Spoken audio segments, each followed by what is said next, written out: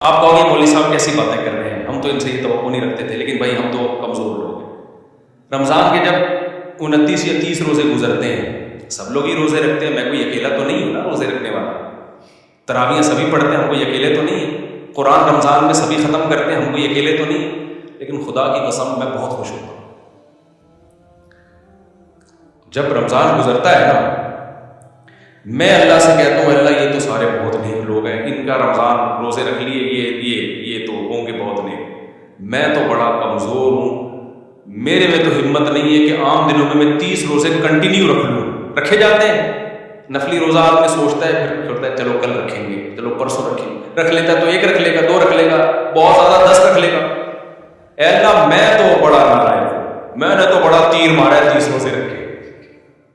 یہ کس کو؟ اپنے آپ کو موٹیویٹ کرنے کے لیے۔ بھائی ایک نعمت ملی ہے، شکر ادا کرو یار، ہم ورنہ آسان ہے یار، کتنا بڑا اللہ کا کرم ہو گیا، اللہ نے ہم پہ فرض کر دیے۔ آپشنل رکھتا تو میرے بھائی میں اور آپ اتنی بڑی نیکی، اللہ آپشن دے دیتا نا کہ بھائی تو رکھنا چاہے تو رکھ لے، نہیں تو چھوڑ دے، تو ہم کہاں رکھ لیں بھائی؟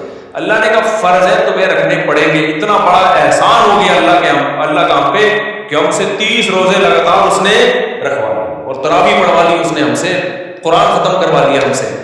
تو میں تو بڑا خوش ہوتا ہوں، میں کہتا ہوں بھائی ہم تو بڑے نالائق ہیں، لیکن مجھے اللہ نے بڑا نوازا کہ 30 روزے رکھنے کی اللہ نے توفیق دی۔ اسی وجہ سے جب چاند گزرتا ہے تو لوگ رو رہے ہوتے ہیں، ہائے ہائے رمضان جا رہا ہے، ہم خوش ہوتے ہیں کہ یار اللہ میاں نے 30 روزے رکھوا کے اب ہمیں چھٹی دے دی، اب کھاؤ گے۔ تو جب اللہ چھٹی دے دے گا ہم چھٹی پہ خوش ہوں گے، جب رب روزہ کہے گا تو ہم کیا کر کے گے؟ کیا ہو گیا بھائی جان؟ بھائی عید کی خوشی ہے تو جو اللہ کہہ رہا ہے وہ کرو، اللہ کہہ رہا ہے عید کو خوشی مناؤ، تو پھر کیا ہے؟ پھر خوشی ہے۔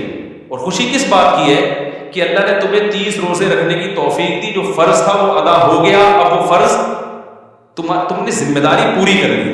مزدور کو میں نے دیکھا ہے جب صبح سے لے کے شام تک دہاڑی کرتا ہے نا، اس کو پتا ہے میری ڈیوٹی پوری ہو گئی، اب مجھے دہاڑی ملے گی، غمزدہ ہوتا ہے یا خوش ہوتا ہے؟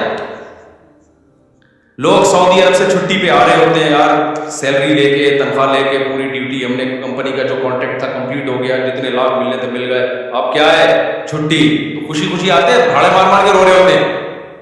تو ایسے ہی رمضان میں اللہ نے کہا کہ وہ پورے سال میں کھلاتا پلاتا ہوں، اب 1 مہینہ میرے لیے بھوکا پیاسا رہے، تو اللہ ہمیں رکھوا لیتا ہے، ہم تو بھائی اس پہ کیا ہوتے ہیں؟ خوش ہوتے ہیں۔ اور ہم اللہ سے کہتے ہیں اللہ ٹھیک ہے ہماری زندگی خطاؤں سے بھری ہوئی ہے، جہاں ان خطاؤں پہ ہمیں افسوس ہوتا ہے تو جو نیکی کے کام ہوتے ہیں ان پہ خوشی بھی تو ہونی چاہیے کہ نہیں ہونی چاہیے؟ اب عجیب بات ہے، گناہوں پہ غم تو ہو رہا ہے، نیکیوں پہ خوشی نہیں ہو رہی، یہ آدھا کام ہو رہا ہے، آدھا یہ خطرناک ہے، اس سے مایوسی پیدا ہوگی۔ تو جہاں نیکی سے خوشی، گناہوں پہ غم ہونا ضروری ہے، وہاں نیکی پہ خوشی ہونا بھی ضروری ہے، یہ ایمان کی علامت ہے۔ اگر نیکی پہ خوشی نہیں ہو رہی، صرف گناہوں پہ غم ہے، اس سے مایوسی آئے گی، اس سے جو تھوڑی بہت نیکیاں کر رہے ہو وہ بھی مارکیٹ سے کیا ہو جائے گی؟ شارٹ۔ اور یہ بھی غلط ہے کہ نیکی پہ خوشی ہو گناہ پہ غم نہ ہو، یہ بھی غلط ہے۔ بعض لوگوں کو نیکی پہ خوشی ہوتی ہے، گناہ پہ غم نہیں ہوتا، یہ بھی غلط ہے۔ گناہ کر کے غم ہو اور نیکی کر کے راحت ملے، خوشی ملے، تو اس سے انسان کو فائدہ ہوتا ہے۔ اللہ بھی چاہتے ہیں کہ تم نیکی کر کے خوش ہوا کرو اور گناہ کر کے غم زدہ ہو۔